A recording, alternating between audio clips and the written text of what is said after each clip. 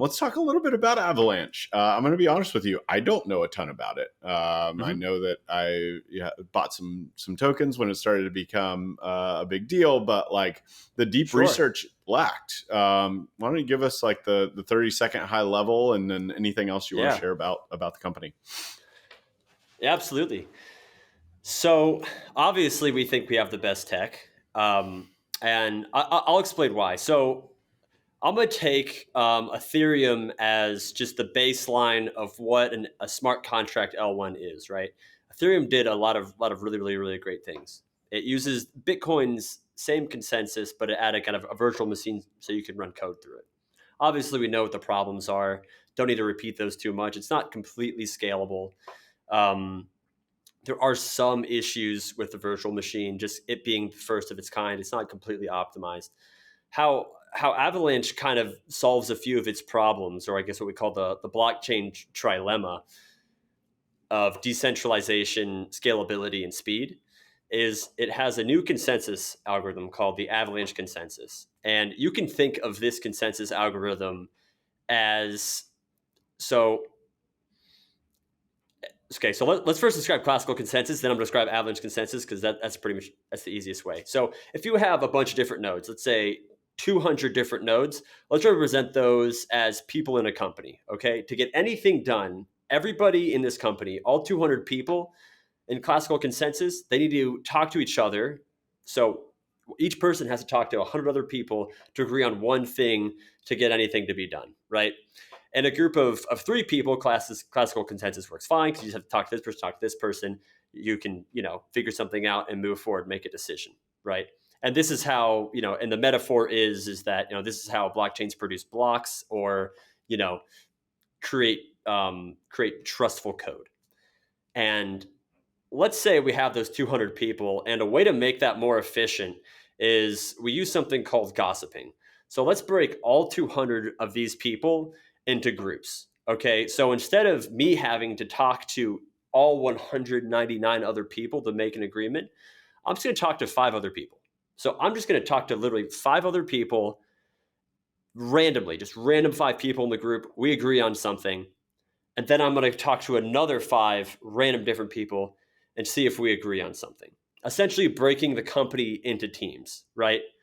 And all you need is one person of the different teams to talk to each other. So one group of 5 needs to have overlap with another group of 5 to make sure it's still one company. So that's kind of how it works. So imagine we have a group of 200. I talk to 5 different random people. We agree on something. I talk to another 5 different random people. We agree on something. And until that confidence kind of becomes high, it's that's how we kind of maintain consensus. And the cool thing about this is that it works and it's scalable. So I only need at max. So if we make that 200,000, I still only need to talk to a portion of that 200,000, not 50%, way less than that to reach consensus just because of the random sampling.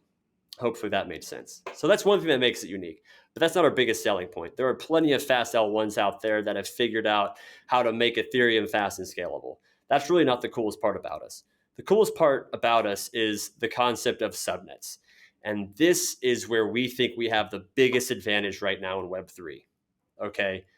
Even with this incredible consensus algorithm, we still don't think there's one single chain that can encompass all of Web3. The transactions of all the different use cases of it, whether that be, if we do it for just like monetary transactions, if we want to do it with gaming, if we want to use one chain for DeFi and all this different stuff, if this becomes mass adopted, there's just no mathematical way that one chain can support this load. So with the concept of subnets, we allow anybody to spin up their own chain using our Avalanche consensus and all our great tech without having to spend millions of dollars figuring out, which place they want to take from which virtual machine, blah, blah, blah, blah, blah. We give people tooling to create their own blockchain in the Avalanche ecosystem that they can do whatever rules they want with. So governments, let's say China's super, super strict. They have a lot of rules they want. An Avalanche subnet would be perfect for them because they can have their own blockchain with their own rules. They can have KYC if they wanted to. They can say this, that, this, that. You can only transact X many times a day. We give them the tooling to do that. And so there's 2 subnets live with users right now. There's the DeFi Kingdom subnet, which is a game that was on Harmony, but to scale, they came to an Avalanche subnet. So they have their own set of validators. They have their own set of rules. They have their native token is gas. So they don't even need to, no one needs to own Avalanche to use DeFi Kingdoms. They just need to have the Jewel token, which is the native for DeFi Kingdoms, to be able to use that chain. So it's its own ecosystem. And same with Kerbata. It's an NFT game as well that has a similar mechanics. So right now for gaming, we're a pretty attractive choice because it's very Web 2 to Web 3 friendly. So all you need to do is buy whatever game's native token. They can write whatever rules they want. They can make it as scalable as they want. Even if they want to do gasless, they could do that. And they can also pick the virtual machine. Our engineering team is working hard on expanding so that you don't have to just use the EVM or the Ethereum virtual machine. You can use other virtual machines. You can make your own virtual machine, which there's a bunch of different use cases for. So the real pitch of Avalanche is subnets. So if you think of Cosmos and the that's what I was going to ask next. That's yeah. So nice intuition. Exactly. So Cosmos has done a great job. Really just a lot of admiration to Cosmos and what they're doing. But that's kind of our biggest competition in the app chain thesis. It's interesting. So you like. If I relate this back to Web 2, it's a platform, right? It is a place for people to go and leverage your technology to build their own ideas. Right. Similar to AWS, right? Yeah. So we're trying to be the hammer and the nail. So I guess like one of the trilemma, if you will, of Ethereum is that the reason they use one of the reasons they use a consensus module the way they do is because they want everybody to vote because it's safer. In this sense, the trade-off is you need less people for consensus, so it's more efficient, it's more scalable, but those people or those nodes that you are pinging are random. So if someone were to want to corrupt that decision-making process, if you will, Yep. You wouldn't know which of the many millions of nodes or however many nodes there are to corrupt because every time it's random groups. Right. So I guess what we're referring to is like what's called like a 51% attack. Yeah. So so if you have 51% of the Ethereum nodes, or I guess the staked Ethereum now, I think, then that would be I guess a 51% attack. I think if you do the math with Avalanche, I think you need like 80% of the nodes to be able to successfully take over the network. So it's also, we also pride ourselves for being more secure. What's Avalanche's take on the centralization versus decentralization kind of argument there? Sure. So just like a small, I guess, note. I don't know what to say, but Avery's just speaking for Avery. Now that it's over with. I feel like I'll get in trouble if I spoke for Avalanche.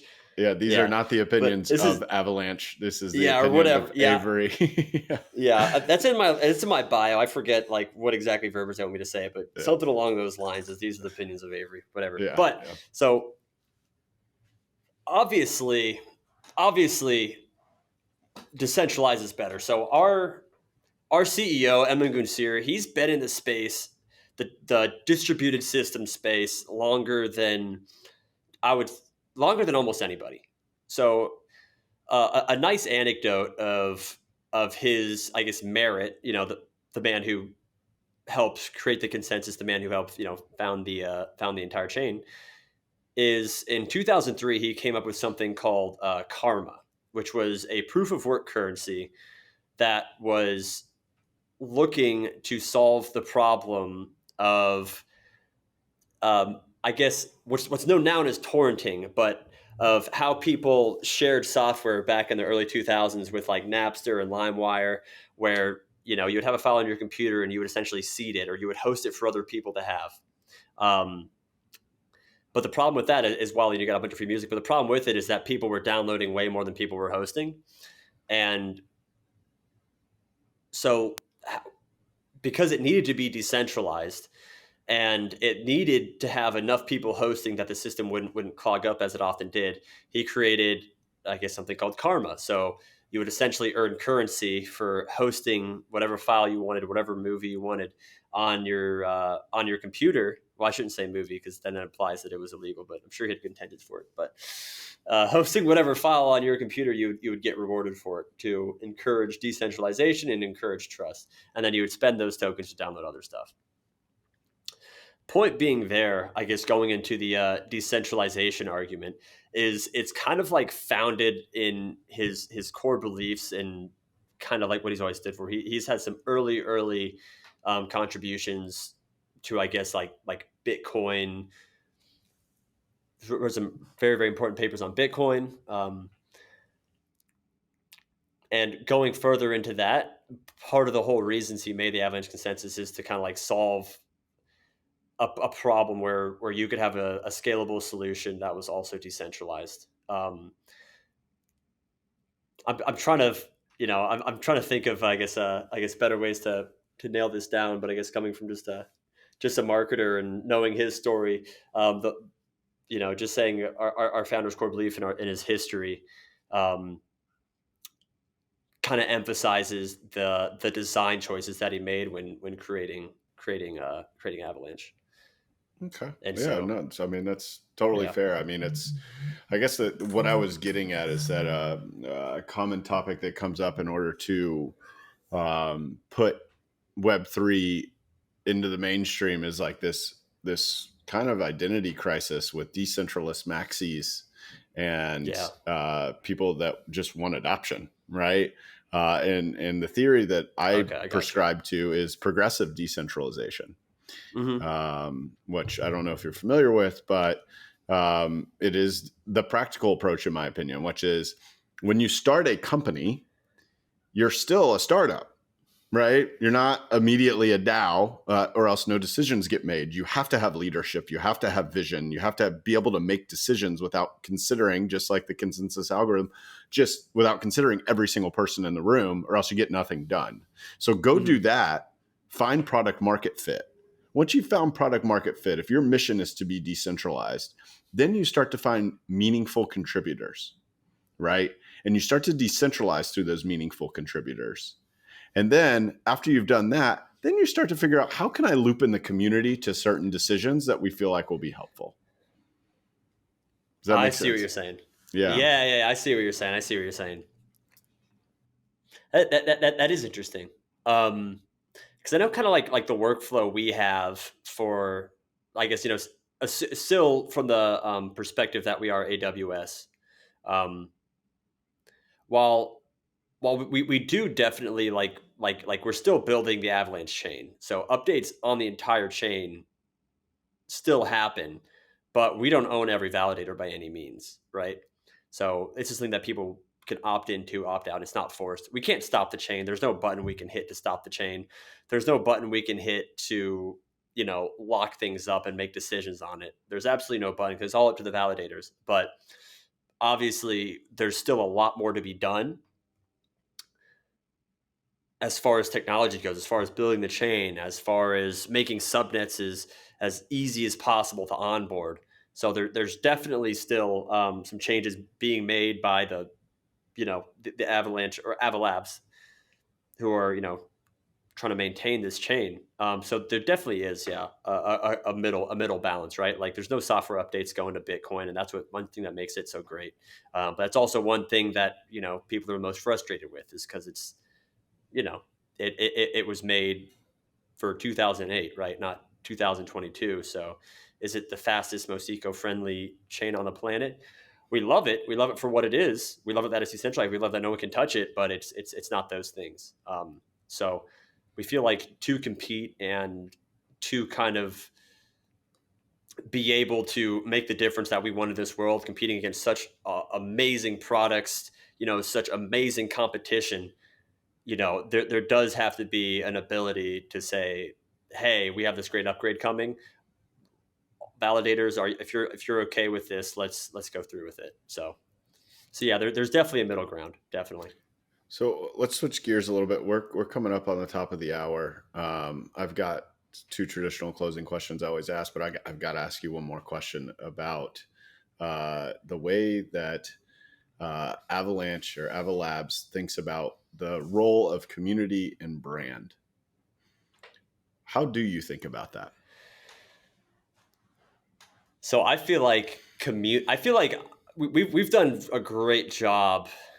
This is before I was in the company. This was the people that started it and kind of what got me so interested in Avalanche. I think they've done a great job with community. They put so much emphasis, so much passion to listening to the community, to building them up. If they have projects coming up, we will help them any way we can. I just came from San Francisco with something called Avalanche Creates, where we had a bunch of projects thinking about building on the chain or already building on the chain. We had our CEO fly out, we had Goon fly out, we had our VP of engineering, one of the smartest who's ever been in the same room as, just come to all these talk to all these projects, say, hey, what are you working on? How can we help? We also have VCs. If you do a great job, like, pitch to them. We set it all up. So, and it's also just in our best interest to make the community as strong as possible. If we are trying to be, more of an AWS, and we're trying to build the hammers, we're trying to, build the tools for people to build what they want, it is absolutely in our best interest to do everything we can for the community. And that's even half of my job. Half of my job is reaching out to people saying, hey, what are you working on? Let's co-market it. Let's use our platform to bump up whatever software you're on. Let's use my platform, our platform, to try and show people all the cool things that you're working on. So it's like selfishly so important for us to do everything we can to build the community and to make sure there's as many red triangle emojis on Twitter as possible. I didn't know that was your thing. This will That's our definitely thing. be Yeah. part of my tweet out. And it's interesting, Yeah. like, you view yourself as an enabler, as building an ecosystem where the community should feel safe building in your space, knowing that you've got their back, right? hmm Knowing that you're going to enable them as much as you possibly can, because it is not a zero sum game for Avalabs. It is a positive sum game. When they succeed, you Exactly. succeed. Exactly.